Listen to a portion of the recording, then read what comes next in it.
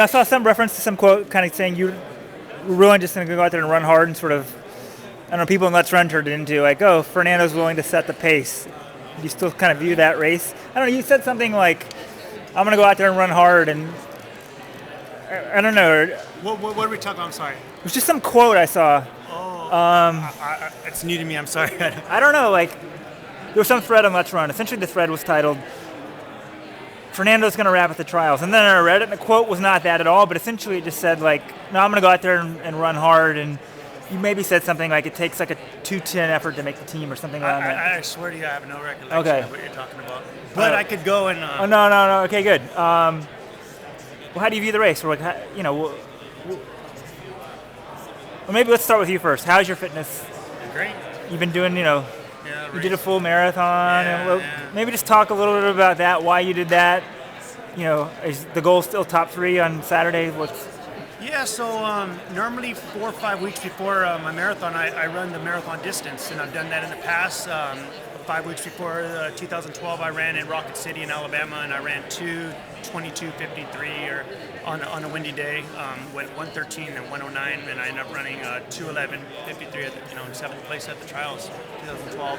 So then, just over the years, I've just done it in practice. And September 10th, I did a 40K before Chicago, and I went 2:15 at altitude. So if I would have kept going, that's because my last 5K was like a 15:37.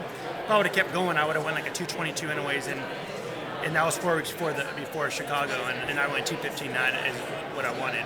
So then this time, it just kind of fell on that Carlsbad was right there. My goal was to really go like 2:20 to 2:22, but I honestly didn't think I was going to run that fast. So I was thinking 5:20 to 5:30. I was kind of given a big window, and so I ended up having a good day. I was on a 2:20 pace at 20 miles, and then I was able to go marathon pace for a little bit, and I so happened to, eat up some time and kind of just ran 2:18. So then...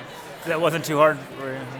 It was a marathon. The thing is when you're running good, it's always easy, right? Like when you're having a great day, and that's just kind of what I had. And so then the next week I ran 104:02 and a half marathon in Mexico. And so that was 7 days after. And so... did you already have that race scheduled, or why'd you go do that one? Because, like I said, 2 to 3 weeks before, I run a half marathon at pace. A half marathon. Was it hot in there, or was that at altitude? Where was the Mexico race? It was nice, like 55 degrees. It was perfect weather. To be honest, I think the course record was like 105. So I was thinking, I'm going to go over there, run 105:30, 105. I really don't care. But I just went with the leaders, and they started running 3 minutes a K, and I'm like, whoa. So at 15K, I started to labor a bit, but then I was like, well, I'm already there. Just hang with them. So I ended up I lost a shoe actually at 20K. My shoes were coming untied, and so by the time 20K hit, my heel was coming out of it, so I just kicked it off, and I was just running with one shoe, and for like 10 meters, and I was thinking this ain't gonna work. So then I took off the other shoe, and so I lost 20 seconds the last K. So I would have running barefoot. Impressive. I ran barefoot, and I ran 104:02, and that was 7 days after the marathon and 3 weeks before this race. So that's just what I do in training. And the thing is the fact that everybody could see results. They could criticize it. Who are you training with? Brad Hudson. Who else is in the group? Well, I've been in Mexico training, so I haven't trained with any of them. So I've been in altitude training. And how would you compare your fitness to, say, I don't know, your marathon PR shape, or what do you want to compare it to? I'm going to keep saying this, and I always say the same thing, but I'm in the shape of my life. I've done stuff I've never done before. So, I just have to believe it. So what I knew is coming in before this trial is that what I was doing wasn't going to be good enough to make the team. It wasn't. Like the routine I've done before, Boston and Chicago and even Berlin at 2:11:36. I need to be way better than a 2:11:36 guy in order to make this team. You got to be a 2:09 guy, and you got to be a guy where I can't just, like in Berlin, for example, we had pacers, everything was perfect, weather, everything.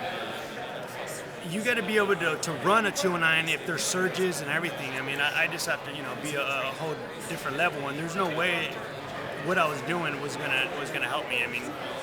So you feel like you're that 2:09 guy now? I can only hope. So we'll find out, right? Yeah, it's hard. It's hard to believe. You know what I mean? I'm over here kind of doubting myself right here, especially when you're over here videotaping me. I'm just an honest person, and I've trained the best I've trained, and I'm just gonna give it all I have. So.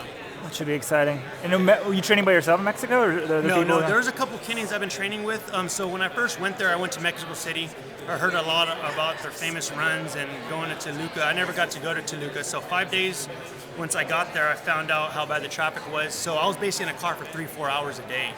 And I was like, I can't do this. So then I ended up going to Zacatecas. There's a couple Kenyans I know there that I met through the road circuit, and just training with them. And basically, I was hoping that there was like 10 or 15 Kenyans I could train with, but it had only been like one Kenyan I was training with. So it ended up being okay because I got to go off of my fitness where I'm at. I'm not used to altitude and training at 7,200 feet.